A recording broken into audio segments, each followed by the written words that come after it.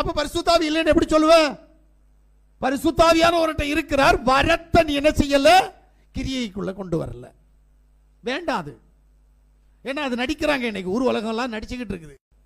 அந்நிய பாஷை பேசணும்னு ஆசைப்படுற நீங்க தயவு செய்து நான் சொல்றபடி நீங்க அந்நிய பாஷை பேசுனீங்கன்னா அது பரிசுத்தாவியின் வரம், நான் ஒத்துக்கிறேன். எப்படி அப்படின்னா, நீங்க பேசுற அந்நிய பாஷை உங்க பக்கத்தில் இருக்கிற மலையாளிக்கு, தெலுங்கனுக்கு, கன்னடக்காரனுக்கு, ஒடியாக்காரனுக்கு நீங்க என்ன பாஷையில பேசுறீங்களோ அது அத்தனை பேருக்கும் புரியணும். புரியுமா? அப்படின்னா நீ அந்நிய பாஷை பேசிடு. இல்லையா, ரூம் அடைச்சு போட்டுட்டு உனக்கும் தேவனுக்கும் தெரிய என்ன வேணாலும் பேசு, அதுக்கு நான் தடை இல்லை. உபதேசம் அப்படித்தான் சொல்லுது. ரெண்டாவது, நீ சொன்னதுக்கு அர்த்தம் உனக்கு தெரியணும். புரியல? நீ சொன்னதுக்கு அர்த்தம் உனக்கு தெரியணும். அப்படின்னா நீ அந்நிய பாஷை பேசலாம்.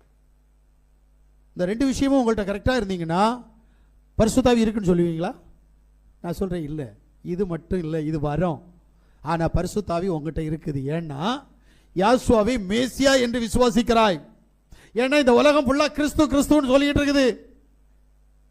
பைபிள்ல பழைய ஏற்பாட்டில் கிறிஸ்து என்ற வார்த்தை இல்ல, அங்க மேசியான்னு தான் இருக்கு. அவர் சங்கரிக்கப்படுவார், அவர் வருவார், சங்கரிக்கப்படுவார் என்று சொல்லி தானியேல்ல சொல்லி இருக்குது. அந்த மேசியாவை நீ எப்ப விசுவாசிக்கிறியோ அப்ப பரிசுத்தாவி உனக்குள்ள இருக்கு.